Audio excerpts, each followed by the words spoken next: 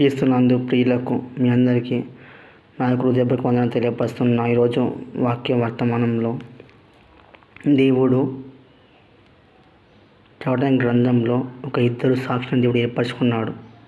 ఆ సాక్షులు ఎవరంటే నేను చెప్తున్నాను వినండి. ఆ ఇద్దరు సాక్షులు ఎవరంటే, ఒక వ్యక్తి ఏలియా లక్షణం కలిగిన ఒక వ్యక్తి, ఇంకో వ్యక్తి మోషే లక్షణం కలిగిన ఒక వ్యక్తి. అంటే ఏలియా మోషే ఇద్దరు దేవుని భూమిని నడిపాడు. మంచిగా వినండి.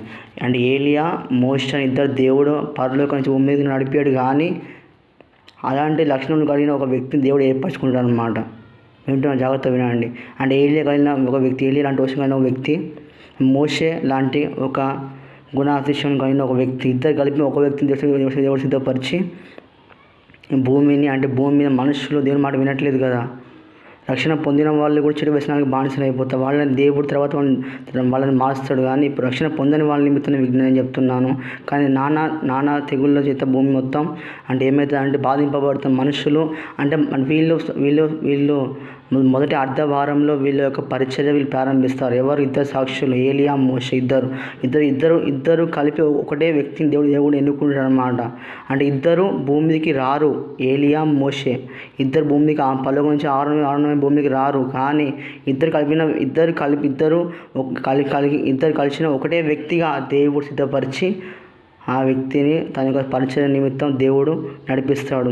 ఆ ఇద్దరు వ్యక్తులు ఎవరంటే, వాళ్ళకు ప్రవక్తలు. ఏలియా ప్రవక్త, మన మోషే ప్రవక్త. వీళ్ళు జకరియా అంతకుముందు జకరియాకి దర్శనం వచ్చింది. ఆ దర్శనం ఏంటిదంటే, ఒక దీపస్తంభం ఉంటుంది.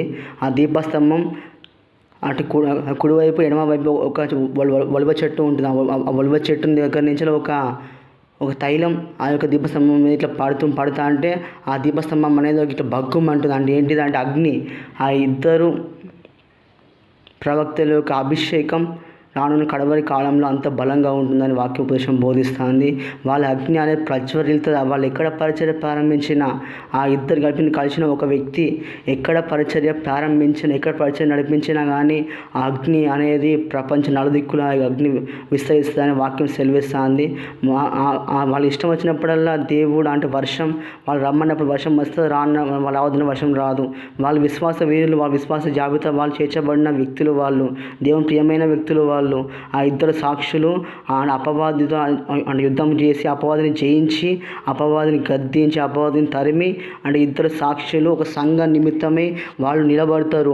ప్రాణం తెగించి సైతం ఎవరైతే జయం పొందబోతున్న సంఘం నిమిత్తం ఆ సంఘంలో ఎంతమంది ఉంటారంటే, ఆ సంఘంలో దేవుని చేత ఇష్టపడిన వాళ్ళు, దేవుని యొక్క ప్రియమైన వాళ్ళు ఆ సంఘంలో ఉంటారు. ఆ సంఘం పక్షమున ఆ సంఘంలో మొదటిగా వీళ్ళందరూ ఉంటారు. విశ్వాస వీరులు ఉంటారు, అపవాదిని జయించే వీరులు ఉంటారు, అపవాదిని గద్దించే వాళ్ళు ఉంటారు. ఆ సంఘంలో